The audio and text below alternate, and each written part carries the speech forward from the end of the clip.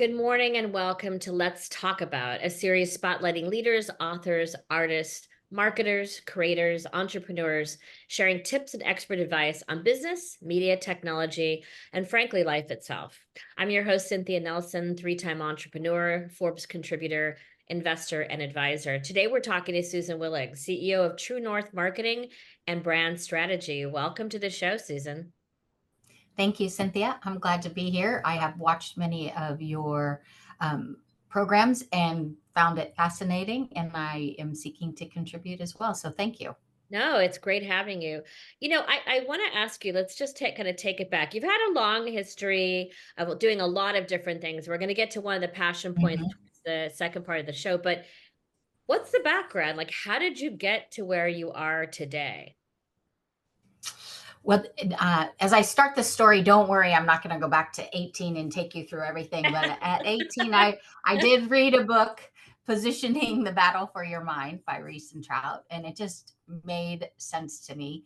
I grew up with a business-minded father, and so, but the notion that there are more emotional drivers, things happening in our brains that influence decision making, I found powerful. So I liked the creative, the humanitarian portion, and the business essence of that book. And so that's when I truly fell in love with brand strategy. It just made sense in my mind. So I started on the agency side, variety, business to consumer, business to business.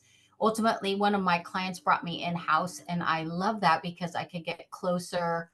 It was more invigorating. I could get closer to strategy and Mhm, influencing strategy. mhm. And so, a variety of verticals, industries, and then was able to launch a product line in close partnership, and this was in publishing, with product development, and just that ability to form something new was invigorating.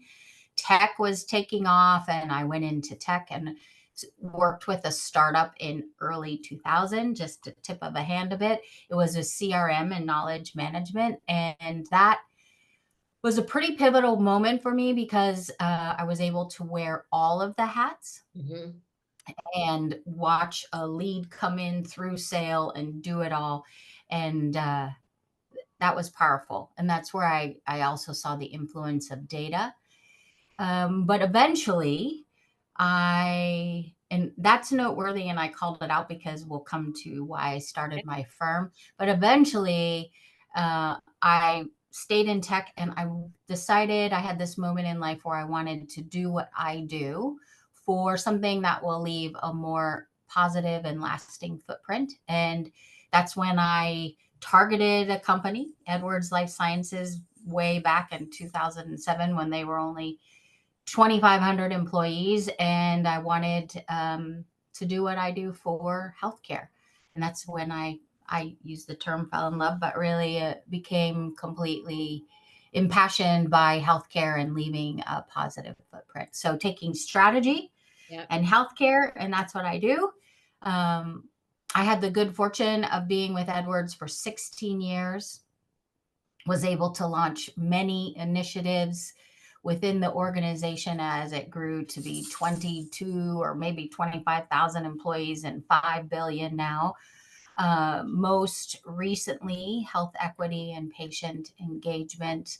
But even before that, digital innovation and global brand strategy. It was an amazing experience. So being able within a larger organization to build things, and I don't know, not that you needed to memorize my LinkedIn, but I talk about being a pioneer. But I know that I'm good at building things and I enjoy it. And so that's what I'm seeking to do, and why I started my firm, so that I could work with startups, early stage restarts, anything seismic Mhm. where a company needs the discipline of a grounded brand strategy, that strong foundation, or true north, as I call it, Mhm. and like to build. So I remember way back from 2000s working with different companies, and they had big budgets, and they would say, well, I brought in, retained a PR firm and an agency, and we're out of money now, but we really know what we should do. We know our go-to-market strategy and our product market fit. And Yeah. it just was disappointing. And I think innovation is what is going to evolve healthcare. It is what is going to change the world. Thank So you for that. that's my career in a nutshell, from age 18 You're to sticking, undisclosed age. yeah, that's your story and you're sticking to it. I love it. It's great. I know. It's great background. And you talk about, I kind of had this like fractional leadership, this whole movement. If somebody wants to be Mhm. a fractional leader, whether it be a CMO, a COO, a CTO, a CEO, like what do they need to keep in mind and what do they need to know? So I know you've had a lot of experience in this. I think the biggest adjustment for me, so I'm going to start with why fractional CMO, chief marketing officer, because in the healthcare space, sometimes it's medical. I'm not Yeah. that. Right, right. Is uh, you get to walk alongside your clients, and that authentic skin in the game is really important to me. So that is what has driven me to pursue more fractional CMO opportunities. Yeah. What is challenging is, when you're with an org, you can go deep and you wear one industry hat, one company hat, but Yeah. what has been an adjustment is changing channels. Like I have to click over, and I may have to click over from deep strategy in the morning to more collaborative with a different company in the afternoon. And I somewhat underestimated. Now, I will add, what is tremendously beneficial that I did not experience is there's so much interconnection, and I'm able to connect quote unquote disparate companies Right, or right, right, opportunities or conferences that they wouldn't have heard of if they were just in their circle. And right. to me, that's a gift for me, and I think a gift I bring not just to my clients, but the That's great. I think the fractional thing is really taking off. I've seen a lot of people writing about it. I'm fractional in what I do and have been for a long time before before that phrase was actually there, which is yes. what do you do? I do a lot of things. I wear a lot of hats. I actually like it that way. But it's bringing me to today. What's taking up the most space in your mind and what do you focus on achieving and what's your passion point now? Well, I'm going to start with two parts, kind of building on what you were just talking about with fractional. At least in my experience, and mind you, I'm only at this 2 years, is marketing's a bit amorphic for companies to touch and feel. They know they need a website, so I want that. Yeah. But having a strategist on the leadership team to sit beside them, I think is a little more challenging. Whereas a CFO, yes, Yeah. go look at Yeah, my right, P&L, look at right, my right. very Very black tangible. and white, right? Exactly. Now, to your point, on what do I think is critically important is having the discipline of marketing. And often, even as I started on this venture, people would say, well, it's really important for B to C, but less important for B2B marketing. And Yeah, clearly, I'm a marketer, but yeah, I disagree. yeah, And having studied some behavioral science, and now I'm pursuing my master's in behavioral economics, we know we are not rational decision makers. yeah, Now, in ideal states, we are using that power for good and not to manipulate our audiences. And that's where my purpose is truly to bring authentic self to authentic self.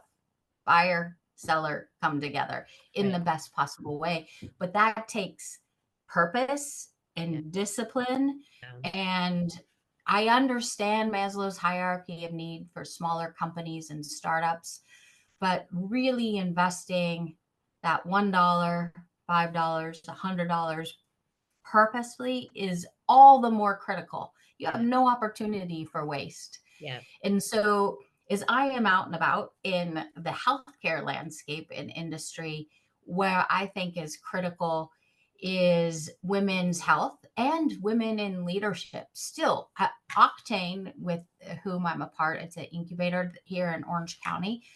they pride themselves that they're giving 3% of their funding versus the usual 2% to women founders, and good for them. And they're continuing to pursue that.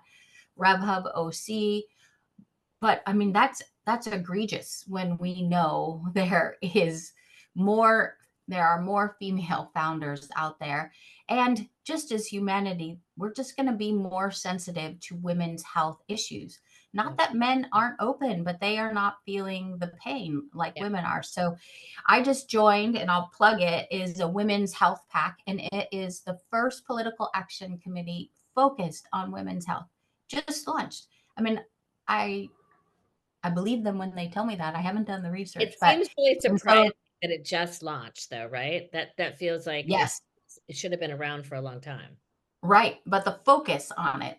So women helping women, I have an abundance mindset. We can all succeed, all, and it's not just women and men. We need the diversity. Yes. Goodness gracious, we need the diversity to have better outcomes.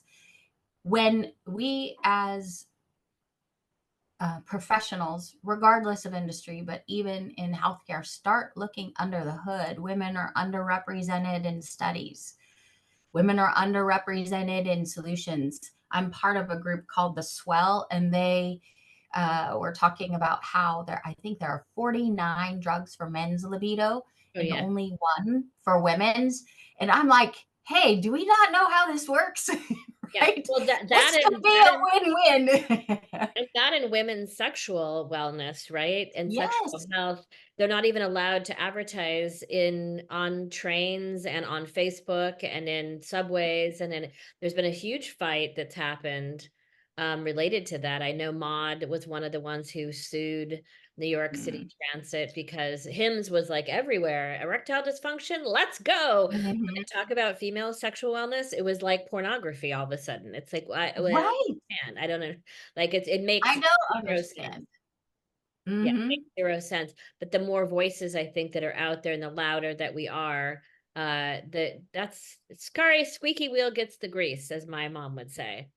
Right. Well, and this is the beauty of it. There's so much momentum now, Yes. and women and men, patients taking their health care back.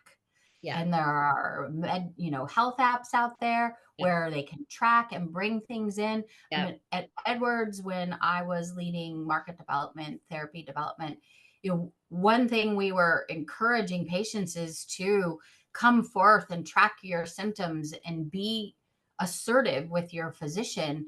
It is a lot to expect that a physician would interrogate to the level that they can when they have 10 minutes. So Yeah. let's be also empathetic to HCP. This is not an adversarial relationship.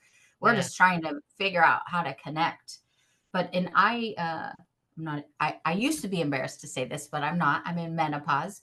Yeah. And just looking at that landscape, yay. And how much is out there now and how much momentum. And I think about my poor mother. Our mothers couldn't talk about it, No, didn't talk about it. didn't talk about it. And you should be embarrassed. And I know when I first entered, especially starting my firm, I was a little bit like, ooh, should I be? If I have a hot flash in the middle, am I still credible, viable? But Right. I know that I have deep experience and expertise to bring. So I'm just being forthright here. Why Yeah. not? Let's and there's a great So Harvard Business Review article on this, just like the coalescing of all that we have brought to the table, not just women, but men. yeah, I think there is such a big conversation happening now around women's health that has not happened, and it's Hmm. younger women talking about it and what they want, the Yes. control that they want over their bodies and things that they're looking for. And then it's women in our age group. I just, have finished menopause and thank God on the other side and not too many cold showers anymore. But uh it's definitely an open conversation I've had with women friends about things Hmm. that I've experienced during menopause beyond the hot flash side of it, the lack of sex Yes. drive, the like all these things. Hmm. And you'd be surprised. and I'm surprised when I talk to somebody and they're like, oh, God, don't tell me that. Like, really? Oh, that's going to Right. happen to me. And I'm like, yeah. And it's actually okay that it happens to you because Right. it's like getting your period. It's a natural Hmm. thing that you do. It's just the other side of it. It's okay. Like, this is just something that you go through. At the end of the day, we all have the same thing. We're gonna die. Right. But there's stages in Right. between of things that we go through that Hmm. you should be happy. You're having it because you're still, above ground, literally, Yes. And right? there are things that we can do and choices we can make. Even just came out, goodness, about dense breasts, and allowing doctors to communicate to women that they have dense breasts. Yeah. And Yeah. I have dense breasts, and that Me too. mammograms are 50% effective. Yeah. How have we not been now? Fortunately, or unfortunately, breast cancer runs in my family, so I've been very Vigilant. diligent, Yeah, yeah, yeah, yeah, yeah. but Yeah. and vigilant. I like that word better. Is so to stay on top of that. But goodness gracious, they didn't think we were able, we women, to handle that. We have dense breasts. Don't upset them. Like, It's don't tell them the weird thing. Don't tell yeah, them the the weird weird. thing. We're like, yeah, I just know. we're better when we have more information. You have the information. It's One like hundred one of percent. those things where it's like, what are you scared of going to the mailbox and finding out there's a bill you can't pay, right? But it's better to like know up front, okay, I've opened the Right. envelope, I know what it is. I can now put Mhm. a plan in place to deal with whatever I need to deal with Yes. versus not thinking about it, not doing that. I think the women's health thing and what you're doing and applying your background on the Thank you. marketing, branding, strategy side to not only startups, but to, women's healthcare. I applaud that because the more the merrier, that we need more women involved in, more people involved in, and not just women, more people involved in the healthcare kind of evolution, not battle. I was going to say battle, but I say the healthcare evolution that we're going through, and more 100%. voices are leading the way. So I applaud you and thank you for that. Oh, goodness. I mean, I'm a woman, so I have a bias as well, but even on the health equity front, we want Right. to see people that look like us and build trust, and we need, I don't like the word need, we can choose to invest the time, effort, diligence to do that, and that's also where, on the full health equity front, people of color to be able to see someone that looks like them that they Yeah. trust and Yes. gaining resources. Yes. But this is the beauty. I mean, and there are amazing women in this space. And this is where I appreciate what you said and subscribe to is the more the merrier. Let's all get in and, let the pendulum swing a little bit. And I Yeah. think we'll reach equilibrium. I hope sooner rather than later. Yeah. But right now, I know there's always the question, why do we only talk about women? Well, right now we Yeah. have some Yeah. equalization to Yes. take place. I don't know if that Yes. was the right word, but No, no, no. We all understand what you're talking about. So if someone wants to get a hold of you, how do they do that? What would be the best well, way? I think the best way is to email me. Thank you for asking. Susan at idtruenorth.com. I also have obviously a website, more of a storefront because my goal is to deeply engage, build trust, build relationship, and then move forward. So my URL is TrueNorthSW, SusanWillig.com. Awesome. Susan, thank you so much for being with us. I know the phone's gonna ring, the emails are gonna come Thank you, uh, Cynthia. for sure. And let's keep the evolution Yes, moving in the right yes. direction and moving forward. Thank you for being here. My pleasure. Actually, you are a pleasure, Cynthia. So easy to talk with. Thank you. Really, you're gifted at this. Thanks.